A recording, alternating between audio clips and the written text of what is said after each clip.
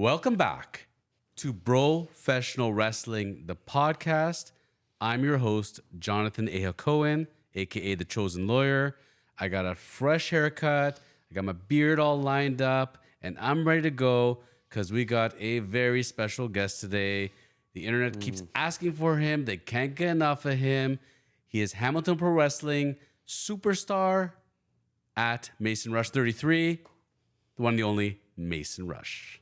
Pleasure to be here, as always, with you, Jonathan. It's a lovely day, lovely week, and can't wait to talk about some wrestling. Well, we're going to get to wrestling, obviously, because this is Professional Wrestling, the podcast. That's why I'm here. But here's the thing. As your manager, I set everything up and got to get the agenda down right, and we got to make sure we're always following where we got to be in life. And so I want to scale back a bit to talk about how I got to be here today to be your manager, because there's been a big life evolution for me in the world of wrestling, world of life. Wow. Okay. And for me, everything began and ended with what's written here. And this is my upcoming book. It's in stores momentarily. It's available for pre-launch. And it's the Bible 3.0, the 6 Commandments of the Chosen Life. Wow. You know what? It was a pleasure to be alongside you as you wrote that beautiful piece of literature. So you mentioned last week about how I was probably the only one that early on in your discussions, you went to Raw and you were watching the guys up there in WWE and you said, I'm going to be doing this. I'm going to be wrestling. And probably a lot of people told you were crazy and everything else. Yeah. And I told you, you're going to be able to do this. And I'm in there. I'm right in there with you all the way, buddy. So during our training sessions, before wrestling came into your life as far as a professional wrestler goes, we're in the gym, we're training. I told you I have an idea for a book and I'm going to call it the Bible 3.0. You're probably one of the only people, if not the only person, who didn't tell me I was absolutely crazy, and you supported this venture from day one. Yeah. How can you stifle someone's passion, right? Whether it's wrestling, whether it's cooking, whatever cars, whatever people like to do. If somebody's so passionate about something that they're willing to pour their life into it, how can you be anything but supportive? Well, I wear a shirt often of Prince Nana. He is the world's number 3 wrestling manager. Let's say Paul Heyman is obviously number 1. He's the GOAT. Not going to dispute Paul. Yep. I'm coming in at number 2 as the chosen lawyer of wrestling managers, and Prince Nana is a close 3. Okay. But watching Prince Nana, and he's got the dance, right? And he swerves when he drives, right? I'll take your word for it. And I see how this guy's all about. And I'm like, this is the life I want to live. Like, I sit and watch day-to-day AEW with WWE, and I see Prince Nana. I'm like, this is where I want to be in life. This is what I'm about. And when I look back at the Bible 3.0 and think about the lifestyle choices I made, I'm kind of living my Prince Nana life. It's so funny because, dude, when you're growing up and you got your teachers and you got your parents and everybody thinks they got an agenda for you of what they want from you in life, and you're going to follow their script. Isn't it so refreshing when you can step out of it and say, no, I envision the life I want, and I'm going to build in life the life I want, not what everybody else wants for me. I'm going to live my life for me. Powerful stuff, ain't it? Extremely powerful. But if you were to take the common denominator of all people that I know that are happy, successful, they wake up every day excited to be around, that is what they all have in common. Let's talk about the 6 commandments of the chosen life, right? People ask me, why the 6 commandments of the chosen life? I mean, there's supposed to be 10 commandments, right? And I tell them, in my estimation, these commandments are so important that this is what you got to do in life. You got to build that foundation if you want to get ahead. Part 1 of this book, we talk about how the body, mind, and soul work and how you're actually built to function. Number 2, we talk about the 6 commandments and what you got to do to put yourself together to build that foundation. And then you can work towards enlightenment. We talked about manifestation, right, in the previous episode, and the importance of manifestation. Yep. Setting goals, embracing failure, learn your God-given gifts. But you can't get to any of that stuff unless you're doing the 6 commandments. 6 commandments: exercise, nutrition, sleep, water, yoga, meditation. You got these 6 things down, you are unstoppable. You look at a wrestling champion, right? This wrestling champion, Are they able to function without sleep? Are they able to do that without going into the gym? I've seen Bruiser's videos. I've seen your videos, man. You guys are constantly in the gym. Water. Imagine functioning without water. Watching your food intake. When I was filming the Buff Bagwell series, right? Buff talked about he was on the road all the time. And guess what? You gotta constantly eat because you gotta feed your body. You remember when we were doing our sessions and I was starving myself, right? I wanted to cut. So I came in starvation mode. I hadn't eaten in 12 to 14 hours. And then we're gonna do weightlifting. How are my sessions? Were they good? No, no, they weren't. It was a struggle to make it through. Why? Because you had no energy. You had nothing to give. Then all of a sudden, I developed a system that works for me. I wake up in the morning, I cook my oatmeal with my cut apples. I come in with energy, maybe some blueberries, right? I have my cup of coffee, I drink my water. I come in with energy. Then I finish my workout and I eat all that protein and I nourish my body. And whoa, I got lats, I got shoulders, I have a chest. This is fun. It's amazing. You know, people think I can just go to a gym and I can just exercise. Doesn't quite work that way. The system works together, and thus the six commandments of the chosen life. And now I want to right now on a quick fix. I'm going to do a boot camp. I'm going to take special medications that help me lose weight.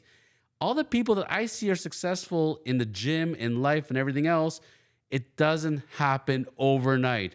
You put in the time, you build a foundation, manageable steps, day by day, slowly but slowly, and all of a sudden, a year later, poof, look at that physique, look what they've built.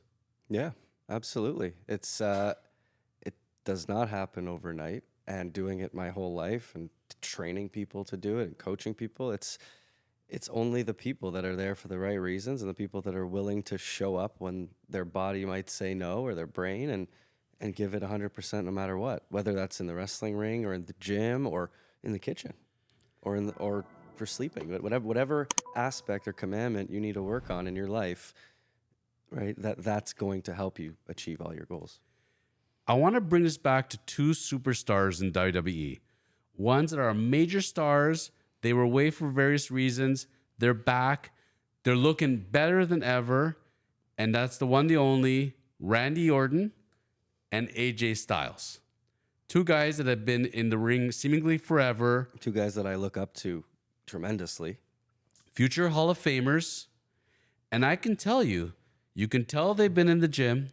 You can tell they're eating. I've read about Randy Orton's nutrition plan. That guy is a fiend when it comes to setting up his diet and everything else. Sure, he's drinking water. Sure, he's sleeping. But the thing is, they exude confidence and they're calm at the same time. They believe in themselves. They got that silent confidence and they're not trying to be in anybody's face. They know who they are and that exudes. And when I watch those guys in and out of the ring, I say to myself, man, that's what I want to be. But I'm not them without the sixth commandment. So walk us through as a professional wrestler yourself and seeing when those guys return, what was your reaction to each of their returns?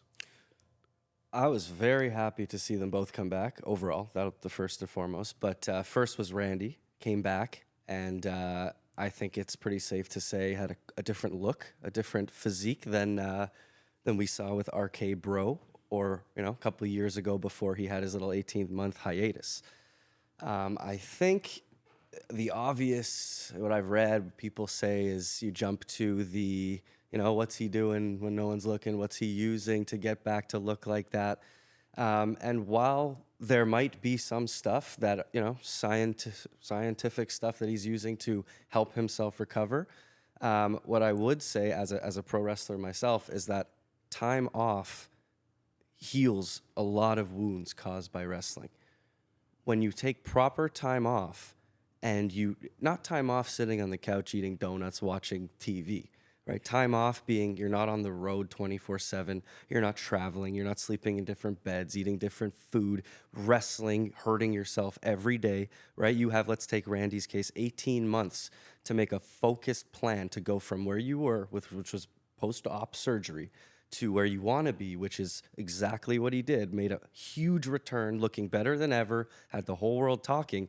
You have the best doctors, you have the best nutrition, you're a multimillionaire. You have every single resource available to you to do exactly what he did to come back. right? So you can take all the fun stuff you want, but if you're not taking the proper time to work out, recover, and let your body heal through food, through diet, through sleep, right? Which now that you're not traveling, your goal is recovery. Your goal isn't putting on a show in a different city every single night.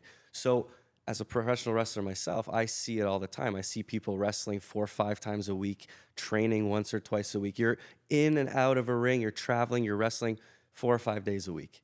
That gives you no time to sleep, no time to eat because you're traveling show to show. You're going from night to night. There's no time to properly recover from one show to the next. And you're doing that day in and day out for the whole year. So you do not have the time to not only take care of yourself, but to live any of the 6 commandments. So you take off 18 months. Yes, everyone can point the finger. He took steroids. He's, did all this crazy stuff. But what he did was take care of himself. He ate well. He slept well. He worked out and recovered well and allowed himself to peak for that moment when he walked back out in front of the wrestling world. And it was flawless.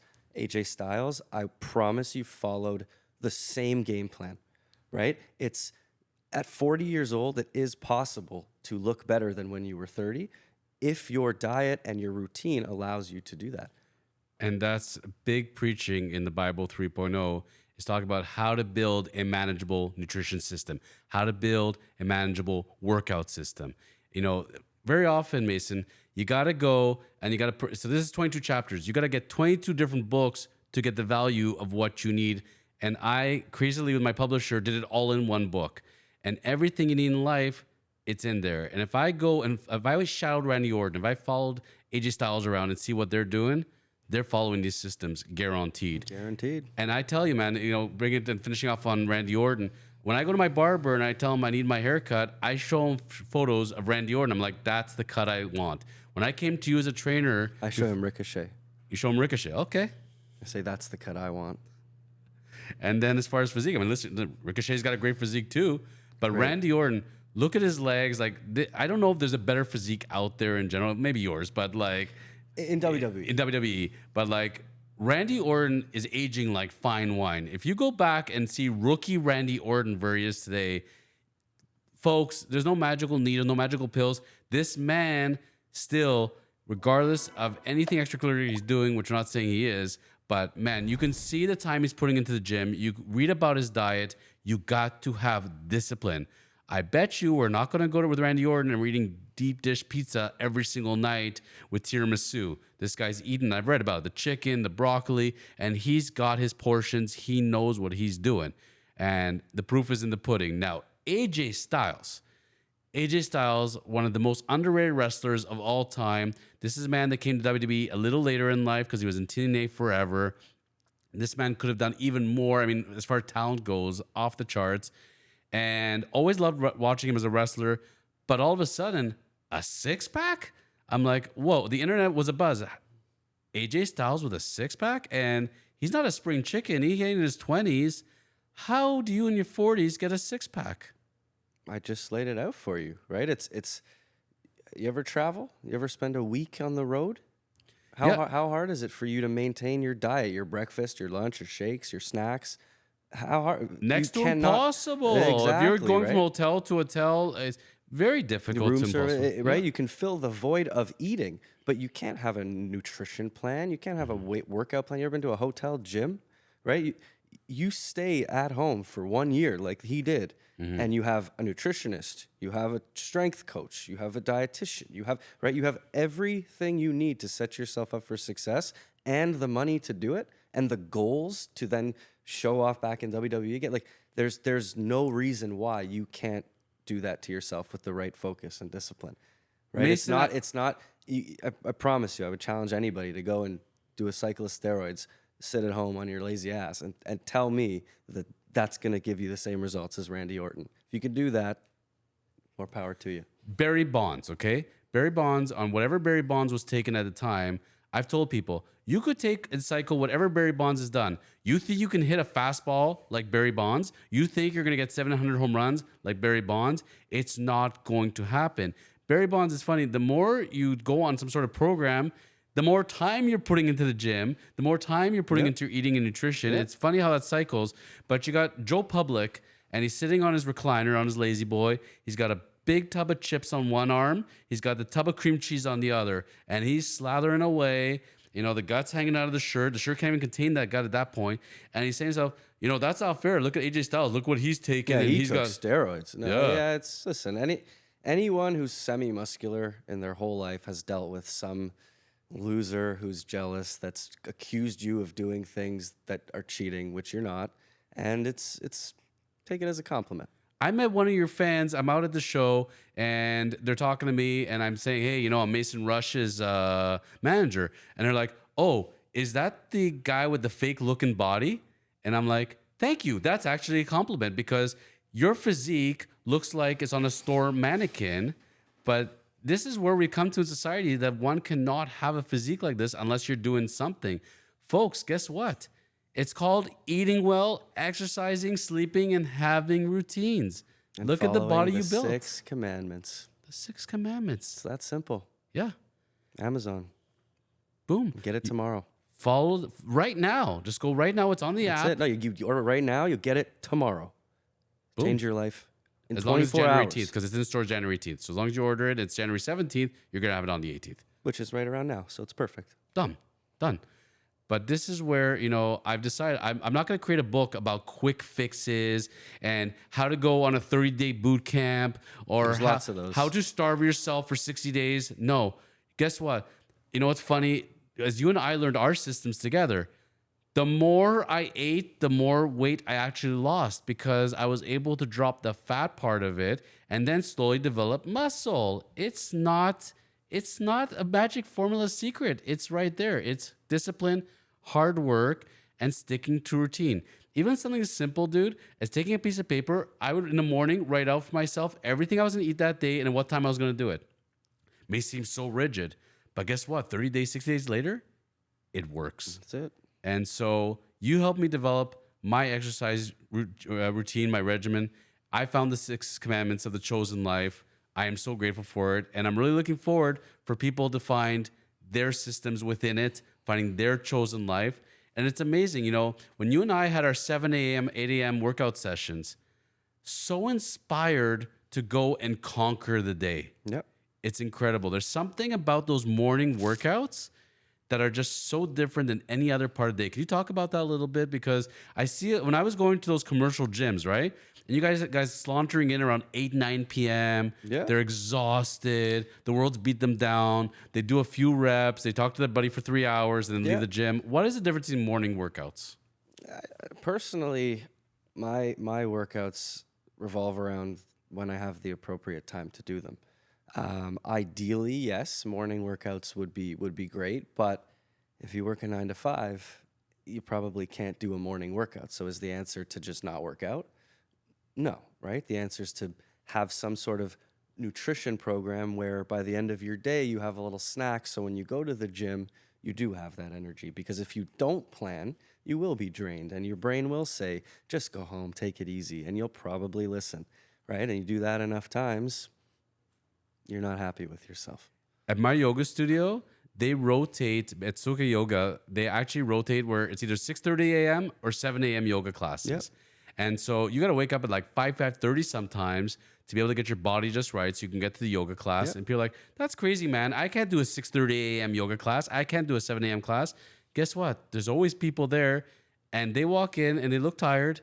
It's hard to get yourself going. Within the first 5-10 minutes, they're all going. Yep. But when the class ends, they're all on that yoga high, the same way when you finish the gym high. Yep, And they're for ready sure. to conquer their day. And you know what? Those people that go regularly to those classes are like the happiest people I know. Yeah, and for sure. no difference. And there's the same thing. You're going to a gym, you're going to a yoga class, you're going to meditation. You go at 8 p.m. That's when it fits. But you do it regularly and your body gets used to it. Yeah. You get happy. Yeah, and I would say that to add to that, whenever you know you're going to work out at a gym, in a wrestling ring, in a hockey ring, whatever it is, prepare, right? Prepare for it. So if you do have a 7 a.m. yoga, 6:30 yoga, are you waking up at 6, brushing your teeth and heading there with the crud still in your eyes? Probably not, right? Wake up early enough where you can put something in your system. You can wake up, you can shower, and you can get there and give yourself at least the best opportunity to succeed in the class, right? If that's at nighttime and you're tired from the day, figure out what makes you work at that time and peak for when you need to peak, right? Because you can't always work out when you want to work out. And the option is not to not work out. I talk about it in the book, but when I make I actually do it the week before. I always look at my schedule for the week ahead, and here's a little cheat from the book. But guess what? I schedule in my yoga classes, I schedule in my workouts, I schedule in my meditation sessions, and I make them for myself like doctor's appointments. You're not going to skip your doctor appointment. You're not going to skip your workouts. You're not going to skip your yoga sessions. And putting the calendar and sticking to the calendar, I found worked best for me, because you know that feeling where it's Tuesday and you're saying, maybe I'll go tomorrow. You know what happens when you come tomorrow? I'll go again. No, I'll go tomorrow. I'll go tomorrow. I'll go Start tomorrow. Monday. And you keep pushing up. Or you know what? I'm going to start in December. Yeah. I'm going to start on my birthday. New Year's. You got it's all coming up now. Now's your time. If you're thinking about making those life changes, pick up the Bible 3.0 and make those changes today. You can start making gradual shifts, slowly but surely. You're not going to feel it. Like at the beginning, when you make little shifts in every aspect of your life and you do it very, very gradually, you're still living the same life, just a little better, a little better. And every time you put a little change, boom, it's like that whole idea. You have an empty container, right? Yep. Every day you put one little pebble. By the end of the year, that bowl is full. Yep. That's your life. Make your bowl of life full. Yep. There were days in Hamilton that I did not know what was going on, what was up or down, and nothing made sense. You stick with it. You listen to your coaches. You listen to your colleagues. And there you go. You got it. Worked for Randy Orton. Worked for AJ Styles. It works for Mason Rush. It works for Jonathan A. Hacohen. And it'll work for you. Pick up the Bible 3.0, on sale now. He's professional wrestler Mason Rush. I'm Jonathan A. Hacohen. And we'll see you all back soon on Professional Wrestling, the podcast.